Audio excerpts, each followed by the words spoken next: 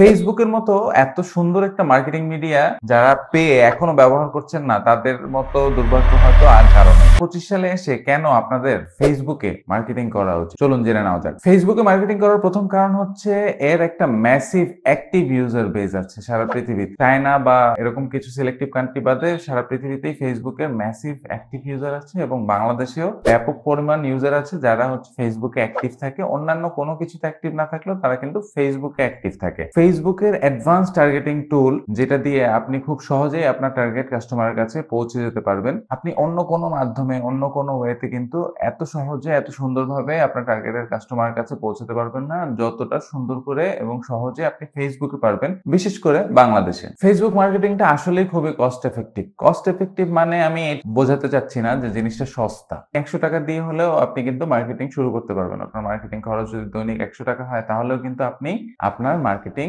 এই প্ল্যাটফর্মে শুরু করতে পারবেন। ফেসবুকের কিন্তু সুন্দর একটা ইকোসিস্টেম আছে। ফেসবুক নিজে, তার সাথে মেসেঞ্জার, তার সাথে হোয়াটসঅ্যাপ, এরপরে আছে থ্রেডস, এরপরে আছে ইনস্টাগ্রাম। সো অনেকগুলো প্ল্যাটফর্ম কিন্তু আছে এবং আপনি কিন্তু সবগুলো প্ল্যাটফর্মেই আপনার মার্কেটিংটা করতে পারবেন। বিভিন্ন ওয়েতে মার্কেটিং করতে পারবেন। প্রত্যেকটার জন্য আলাদা আলাদা টুল আছে এবং এগুলো ইউজ করে কিন্তু আপনি সুন্দরভাবে মার্কেটিং প্ল্যানিং করতে পারবেন এবং আপনার বিজনেসে গ্রোথ নিয়ে আসতে পারবেন। এআই আসার পর কিন্তু অ্যাড ফরম্যাটে অনেকগুলো চেঞ্জ চলে এসেছে এবং অ্যাড এর ভিতরে, অ্যাড ক্রিয়েটিভস এর ভিতরে অনেকগুলো এআই অপশন আছে। Multiple headline, multiple creative set করা যায় এবং ক্রিয়েটিভস কে এআই এর মাধ্যমে রিজেনারেট করা যায়। পাশাপাশি অ্যাডভান্টেজ প্লাস যে ফিচার গুলো আছে বাজেটিং এর ক্ষেত্রে, টার্গেটিং এর ক্ষেত্রে, প্লেসমেন্টের ক্ষেত্রে, এগুলোও কিন্তু আপনার কাজটাকে অনেক সহজ করে দিবে। ফেসবুক কিন্তু খুব সুন্দরভাবে ডাটা ট্র্যাক করে। ফেসবুক আপনার ওয়েবসাইটে কয়টা পারচেজ হয়েছে, কয় টাকার পারচেজ হয়েছে, সবকিছু কিন্তু ফেসবুক সুন্দর করে ট্র্যাক করতে পারে এবং কারা এসেছিল, কারা কিনেছে, কারা কেনেননি, তাদেরকে আবার টার্গেট করা, এই কাজগুলো কিন্তু ফেসবুকে খুব সুন্দরভাবে করা যায়। আপনি